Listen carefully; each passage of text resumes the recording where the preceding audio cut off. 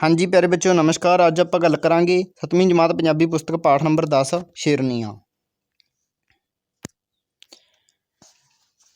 इस पाठ की कहानी पढ़ांगे। इस पाठ के प्रश्न उत्तर 7वीं जमात पंजाबी पुस्तक नाम की प्लेलिस्ट है उसदे विच करवाए जा चुके हैं। इस चैनल के उपर पहला ही वीडियो पाई जा चुकी है।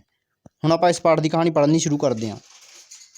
होर बच्चे तो सौ गए हैं पर सब तो छोटा अजे जागदा सी। दिने चोखा चिर सुत्ता होण रिहा होण करके मेरी पत्नी उसदे नाल लम्मी पै के उसनूं सवाउण दा चारा कर रही सी।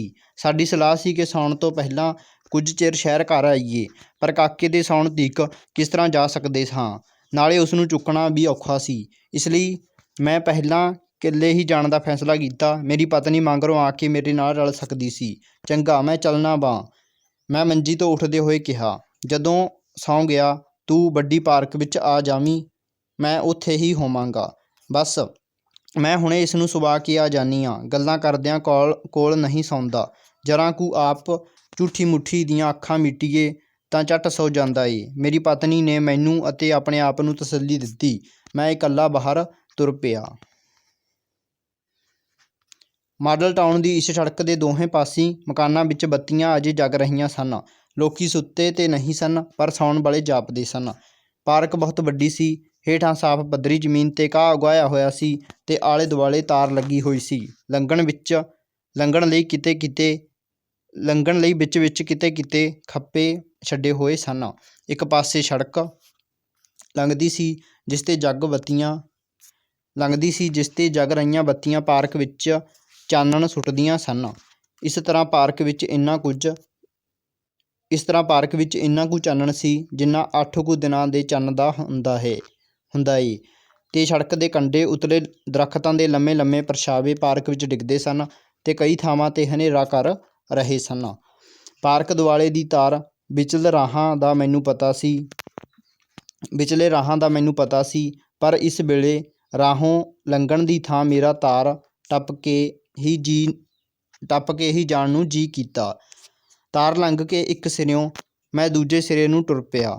पार्क विच इस वेले मेरे बिना होर कोई नहीं सी। दूजे सिरे अपड़ के जद मैं पिछां नूं मुड़िया तां अगले सिरे कोल एक दरख्त के परछावें हेठ कुछ होर आदमी आ खलोते जापदे सन। कुछ नेड़े आके मैनूं दिसिया कि ओह दो सन ते उन्हां कोल साइकल भी सन।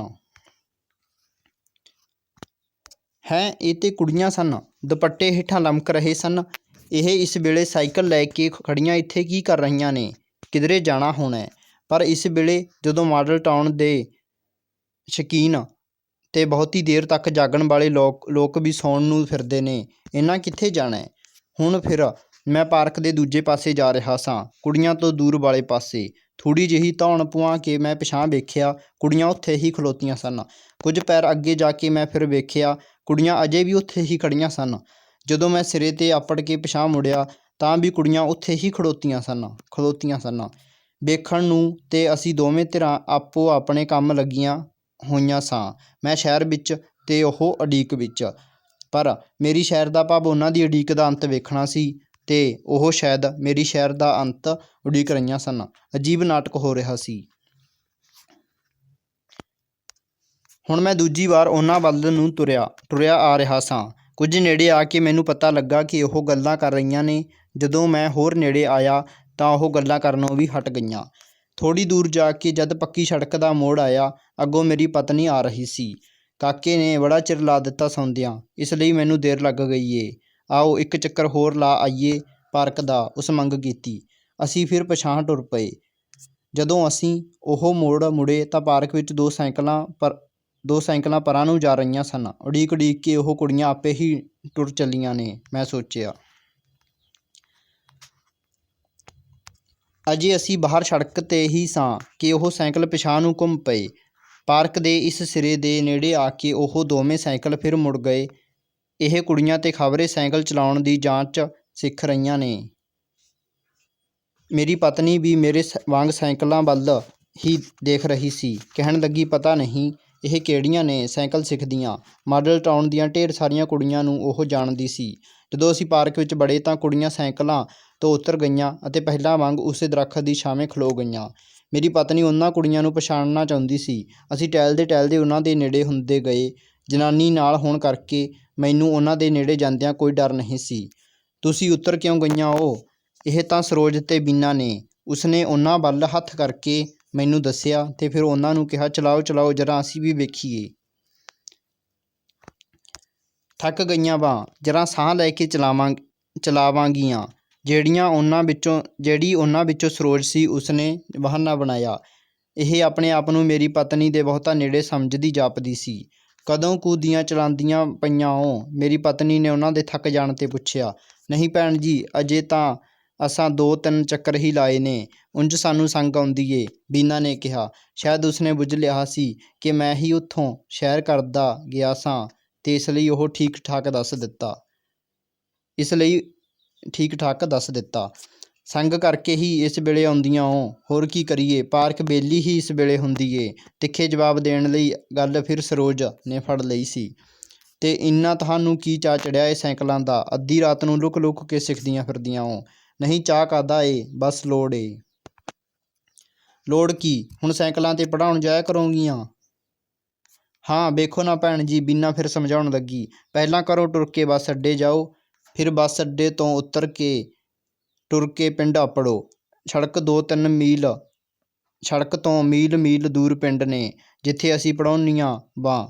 ਇਹਦਾ ਤੇ ਕੋਈ 2 ਪੈਰ ਘੱਟ ਹੋਵੇਗਾ, ਪਰ ਮੇਰਾ ਤੇ ਪੂਰਾ ਮੀਲ ਏ। ਸਾਰਾ ਪੈਂਡਾ ਉਜਾੜ ਬੀਆਵਾਨ। ਦੱਸੋ ਭੈਣ ਜੀ, ਭਲਾ ਸਾਡਾ ਉੱਥੇ ਕੌਣ ਏ? ਸੱਚੀ ਇੰਨਾ ਡਰ ਆਉਂਦਾ ਏ। ਪਤਾ ਨਹੀਂ ਪਿੰਡ ਅੱਪੜ ਕਿਵੇਂ ਜਾਂਦੀਆਂ ਵਾਂ। ਹਾਂ, ਡਰ ਤੇ ਬਹੁਤ ਹੀ ਆਉਂਦਾ ਹੋਣਾ ਏ। ਮੇਰੀ ਪਤਨੀ ਨੇ ਪਿੰਡ ਦੀਆਂ ਜੂਹਾਂ ਵਿੱਚ ਜਵਾਨ ਕੁੜੀਆਂ ਇਕੱਲੀਆਂ ਫਿਰਦੀਆਂ ਦਾ ਨਕਸ਼ਾ ਅੱਖਾਂ ਅੱਗੇ ਲਿਆ ਕੇ ਕਿਹਾ। ਭੈਣ ਜੀ, ਡੰਡੀ ਦੇ ਨਾਲ ਕਦੀ ਕਪਾਹ, ਕਦੀ ਮਕਈ, ਕਦੀ ਕਮਾਦ ਤੇ ਕਦੀ ਬਾਜਰਾ। ਜਿੰਨਾ ਚਿਰ ਪੈਲੀ ਮੁੱਕ ਨਾ ਜਾਏ, ਉਤਲਾ ਸਾਂ ਉਤਾਂਹ ਤੇ ਹੇਠਲਾ ਹੇਠਾਂ ਹੀ ਰਹਿੰਦਾ ਏ। ਹੁਣ ਕਈ ਹੋਰ ਕੁੜੀਆਂ ਨੇ ਸਾਈਕਲ ਲੈ ਲਏ ਹਨ। ਆਂਦੀਆਂ ਨੇ ਸਾਈਕਲ 'ਤੇ ਡਰ ਘੱਟ ਆਉਂਦਾ ਏ, ਨਾਲੇ ਟੁਰਨ ਤੋਂ ਬਚ ਜਾਈਦਾ ਏ। ਬਸ ਸਾਈਕਲ ਚਲਾਉਂਦੇ ਚਲਾਉਂਦੇ ਝੱਟ ਬੰਦੇ ਕੋਲੋਂ ਲੰਘ ਜਾਊ। ਭਈ ਬੜਾ ਔਖਾ ਕੰਮ ਏ ਸਾਈਕਲ ਨਾਲ ਵੀ। ਤੁਸੀਂ ਤੇ ਸ਼ੇਰਨੀਆਂ ਹੋ, ਖੌਰੇ ਕਿੱਡਾ ਕੁ ਦਿਲ ਏ ਤੁਹਾਡਾ। ਲਿਆ ਖਾਂ ਭਲਾਂ ਵੇਖਾਂ। ਤੇ ਦਿਲ ਵੇਖਣ ਦੇ ਬਹਾਨੇ ਮੇਰੀ ਵਹੁਟੀ ਨੇ ਸਰੋਜ ਨੂੰ ਉਸਦੀ ਬਹਾਦਰੀ ਦੀ ਸ਼ਲਾਘਾ ਵਿੱਚ ਆਪਣੀ ਜੱਫੀ ਵਿੱਚ ਘੁੱਟ ਲਿਆ। ਸ਼ਲਾਘਾ ਦੇ ਨਾਲ ਇਹ ਵਿਦਾਇਗੀ ਵੀ ਸੀ। ਜਦੋਂ ਉਹਨਾਂ ਤੋਂ ਵੱਖ ਹੋ ਕੇ ਅਸੀਂ ਸੜਕ 'ਤੇ ਆਏ ਤਾਂ ਮੇਰੀ ਪਤਨੀ ਨੇ ਕਿਹਾ, ਇਹ ਦੋਵੇਂ ਮਾਸਟਰਾਣੀਆਂ ਨੇ। ਇੱਥੇ ਸ਼ਹਿਰ ਵਿੱਚ ਕਿਸੇ ਸਕੂਲੇ ਜਗ੍ਹਾ ਨਹੀਂ ਮਿਲੀ। ਪਿੰਡ ਵਿੱਚ ਨੌਕਰੀਆਂ ਮਿਲ ਜਾਂਦੀਆਂ ਨੇ। ਹੁਣ ਇਹ ਉੱਥੇ ਪੜ੍ਹਾਉਣ ਜਾਂਦੀਆਂ ਨੇ। ਬੜੀਆਂ ਬਹਾਦਰ ਨੇ ਇਹ ਕੁੜੀਆਂ। ਮੈਨੂੰ ਤੇ ਸ਼ਹਿਰੋਂ ਬਾਹਰ ਪੱਕੀ ਸੜਕ 'ਤੇ ਵੀ ਡਰ ਲੱਗੇ। ਉਸਨੇ ਫਿਰ ਸ਼ਲਾਘਾ ਕੀਤੀ। ਉਸਦੀ ਸ਼ਲਾਘਾ ਸਾਹਮਣੇ ਮੇਰੀ ਸ਼ਰਮਿੰਦਗੀ ਹੋਰ ਵੱਧ ਗਈ। ਆਪਣੇ ਆਪ ਨੂੰ ਹੌਲਾ ਕਰਨ ਲਈ ਮੈਂ ਕਿਹਾ। ਅੱਗੇ ਜਦੋਂ ਮੈਂ ਆਇਆ ਤਾਂ ਇਹ ਇਸੇ ਤਰ੍ਹਾਂ ਦਰੱਖਤ ਹੇਠ ਲੁਕ ਕੇ ਖਲੋਤੀਆਂ ਸਨ। ਮੈਂ ਤਾਂ ਕੁਝ ਹੋਰ ਹੀ ਸਮਝਿਆ। ਚੰਗਾ ਹੋਇਆ ਅਸੀਂ ਫਿਰ ਆ ਗਏ। ਕੰਮ ਕਰਨ ਵਾਲੀਆਂ ਕੁੜੀਆਂ 'ਤੇ ਬੜੀਆਂ ਤੁਹਮਤਾਂ ਲੱਗਦੀਆਂ ਨੇ, ਮੇਰੀ ਪਤਨੀ ਨੇ ਖਿਝ ਕੇ ਕਿਹਾ। ਹਰ ਇੱਕ ਨੂੰ ਭੁਲੇਖਾ ਪੈ ਜਾਂਦਾ ਹੈ। ਮੈਂ ਤੁਹਾਨੂੰ ਇੱਕ ਬੜੀ ਸੁਆਦਲੀ ਗੱਲ ਦੱਸਣੀ ਆ।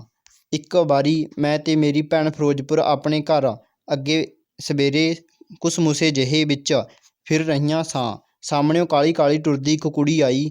ਕਦੀ ਉਹ 2 ਕੁ ਪੈਰ ਭੱਜ ਵੀ ਲੈਂਦੀ ਤੇ ਫਿਰ ਕਾਹਲੀ ਕਾਹਲੀ ਟੁਰਨ ਲੱਗ ਪੈਂਦੀ। ਜਦੋਂ ਸਾਡੇ ਨੇੜੇ ਆਈ ਤਾਂ ਮੂੰਹ ਦਿਸਿਆ ਤਾਂ ਘਬਰਾਈ ਹੋਈ ਵੀ ਡਾਢੀ ਜਾਪੀ।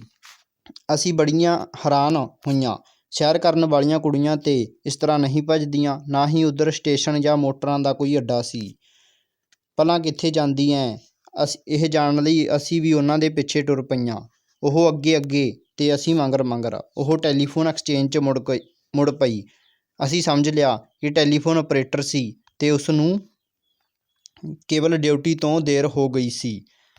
ਅਸੀਂ ਸੜਕ 'ਤੇ ਖੜੀਆਂ ਉਸ ਵੱਲ ਵੇਖਦੀਆਂ ਰਹੀਆਂ। ਅੰਦਰ ਜਾ ਕੇ ਉਹ ਆਪਣੀ ਕੁਰਸੀ ਉੱਤੇ ਬੈਠ ਗਈ ਅਤੇ ਅਸੀਂ ਸ਼ਰਮਿੰਦੀਆਂ ਹੁੰਦੀਆਂ ਪਿਛਾਂਹ ਮੁੜ ਆਈਆਂ।